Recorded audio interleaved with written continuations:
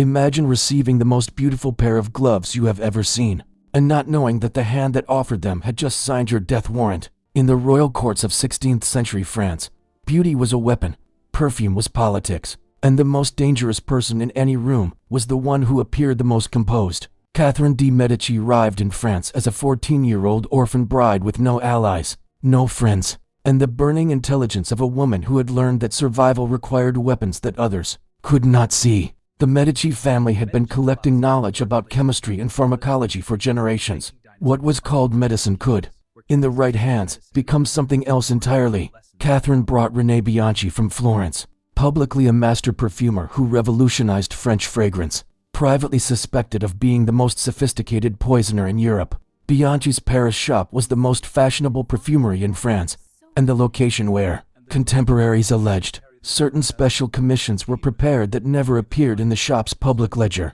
The genius of the gloves of death was chemistry.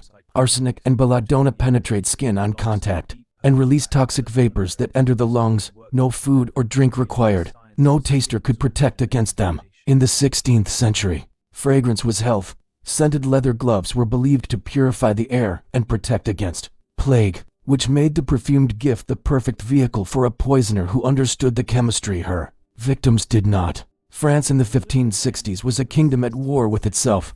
Catholic versus Protestant, Valois versus Bourbon, and Catherine de Medici holding the pieces together with methods that history has only partially documented. Catherine's private rooms were said to contain a secret cabinet, chemical preparations, toxicological records, the inventory of a queen who understood that information and chemistry were the only sources of power the court could not officially take from her. Gift-giving between royal houses was a political language, and Catherine had learned to speak it in a dialect that only she could fully translate. In a court where everyone wore a mask, literally and politically, the most effective weapon was the one that looked exactly like a gift. Jeanne d'Albret, Queen of Navarre, was Catherine's most dangerous opponent, a Protestant queen who was planning the marriage of her son Henry to Catherine's daughter Marguerite, a match that would unite the two most powerful factions in France.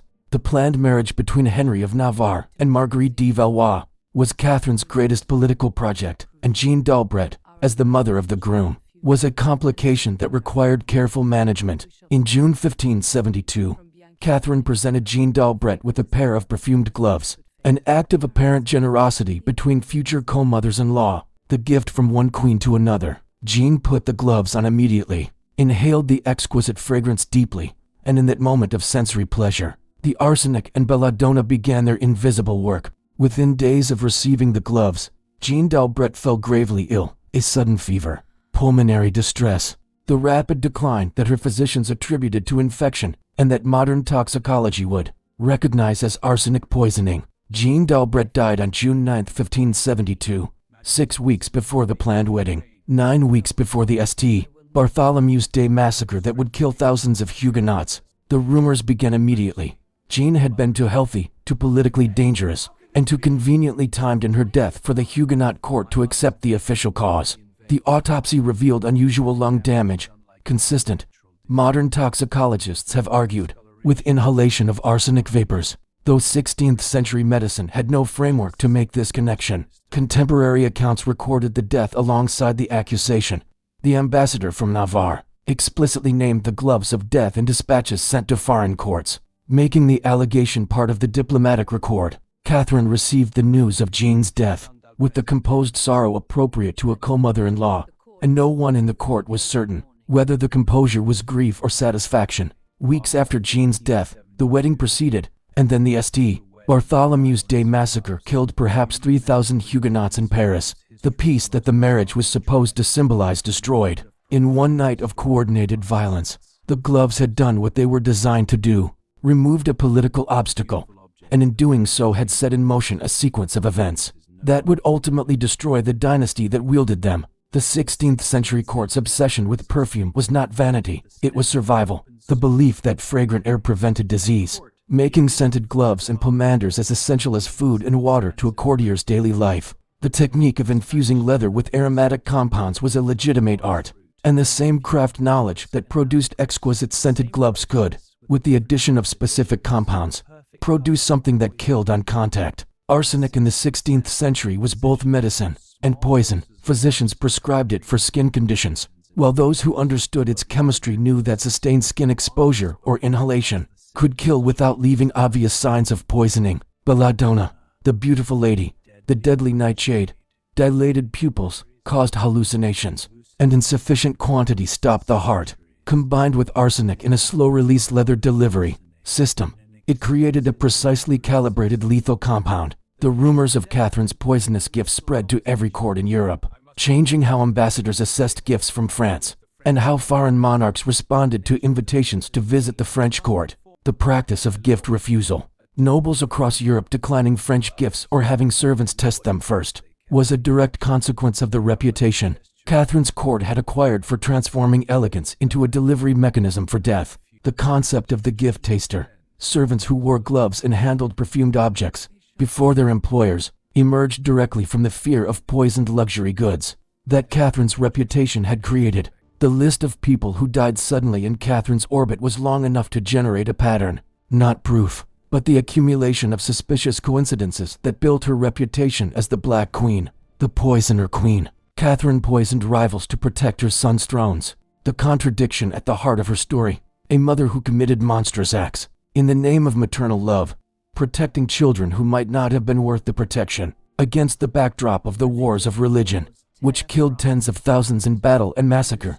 Catherine's individual poisonings were almost surgical, precise, targeted, leaving no evidence, causing minimal collateral damage. Catherine was a genuinely pious woman by the standards of her time. The same hands that commissioned poisoned gloves also distributed charity and founded hospitals. The contradictions of a person whose private ethics were more complex than history's simple verdict. The international spice and aromatic trade that connected Renaissance Europe to the East provided access to compounds, exotic alkaloids, mineral compounds, plant extracts that a skilled chemist could deploy in ways that left no visible trace.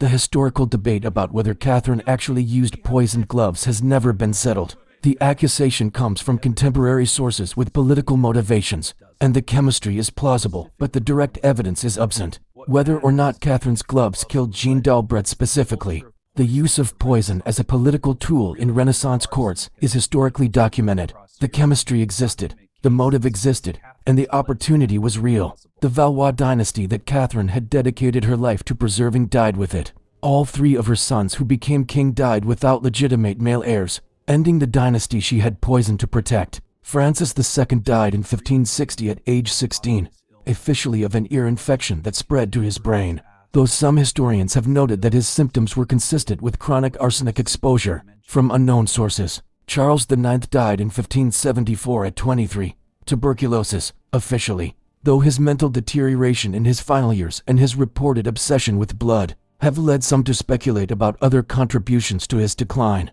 Henry III's assassination in 1589 ended the Valois dynasty, the line that Catherine had worked with every tool at her disposal to preserve, dying through the very violence that her policies had helped generate. Catherine de Medici died on January 5, 1589, 8 months before Henry III's assassination ended the dynasty. She had spent 60 years protecting, her final letters still full of political instructions no one would carry out.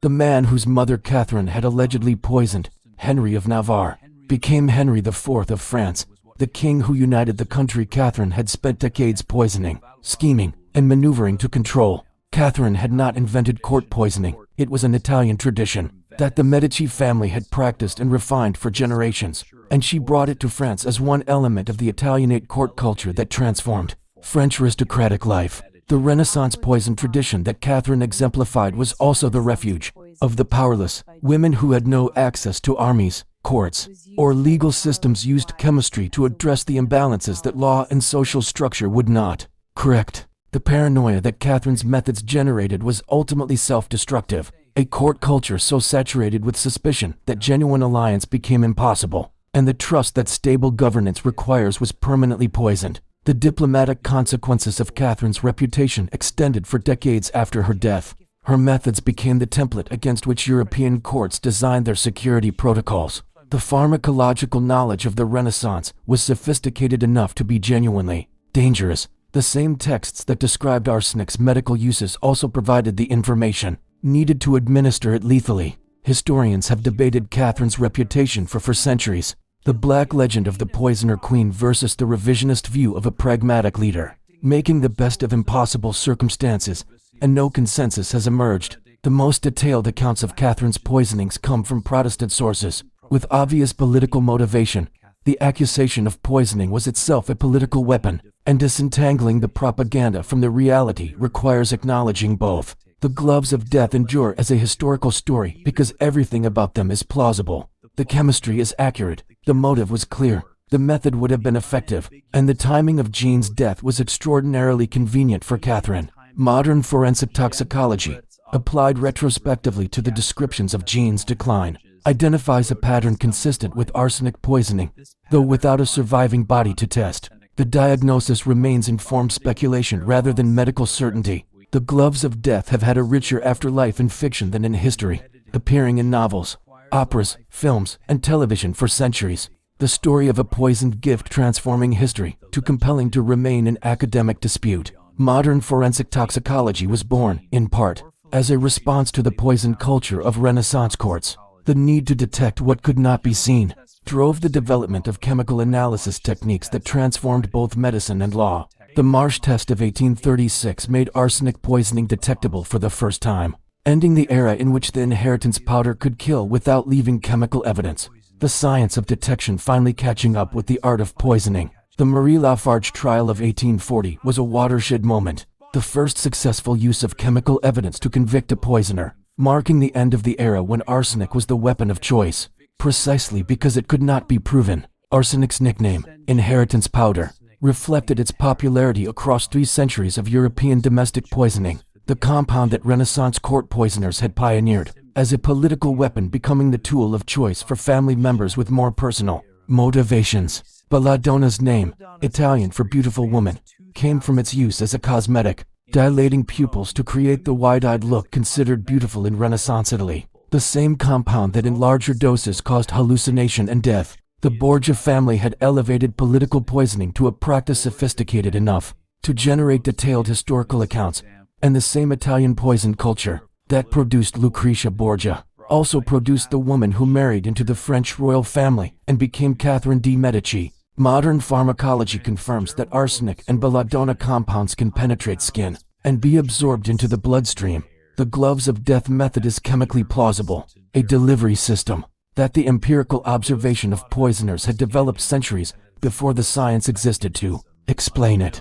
The luxury perfume industry, worth over $50 billion annually, traces its roots to the scented glove culture that Catherine de Medici brought from Florence to France, the same culture that created the conditions for the gloves of death. Every bottle of luxury perfume is a descendant of the Renaissance scent culture, the pleasure of applying fragrance to the body, the status signaled by the scent you choose, all originating in the same court culture that Catherine weaponized.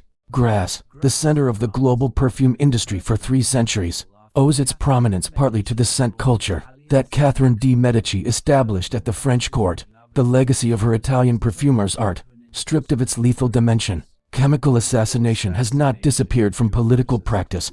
The Salisbury poisoning, the Kim Jong-nam assassination, demonstrating that what Catherine's court allegedly practiced in the 16th century remains in the toolkit of state actors 5 centuries later. Catherine de Medici has been reimagined in every era, as a villainess, as a proto-feminist, as a pragmatist, as a monster, and the way she is portrayed reveals what each era finds most threatening or admirable about female power. Catherine governed France through 30 years of civil war with no constitutional authority, only the authority she could create through intelligence, manipulation, and methods that official history could not acknowledge. The accusation of poisoning has been historically gendered. It is the crime attributed to women in power, the weapon of those who lack legitimate access to force, which may tell us as much about how power deals with female authority as about what these women actually did. The gloves of death are a perfect metaphor for court politics at their most extreme. The gift that is also a weapon, the gesture of trust that conceals betrayal.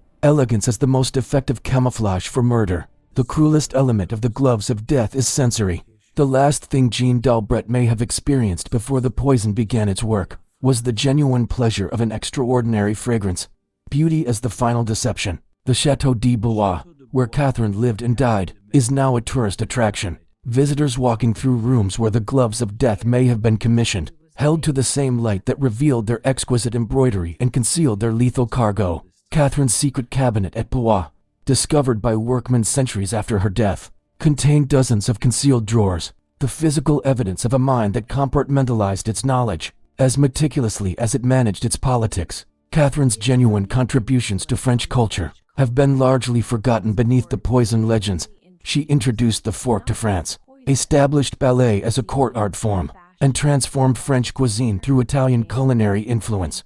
The supreme irony of Catherine's life: every method she used to prevent Protestant power in France, including, allegedly, the murder of Protestant leaders, ultimately produced the conditions that brought the Protestant Henry IV to the throne. She had poisoned to protect the 3 generations of royalty that the gloves of death allegedly touched. Jeanne d'Albret and the Valois kings were swept away by the forces that Catherine had set in motion, but could not control. The chemistry of history proving as resistant to management as the chemical compounds she allegedly deployed.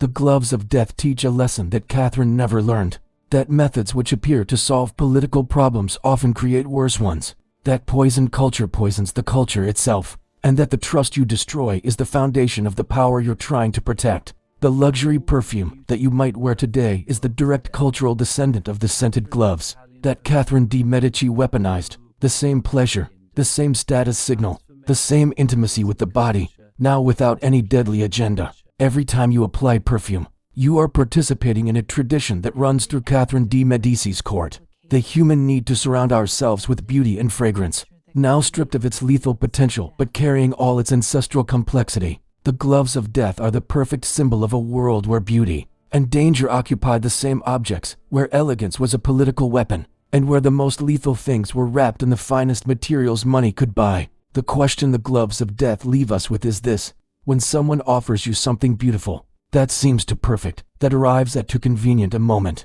how do you know whether it is a gift or a weapon? Tell us in the comments below.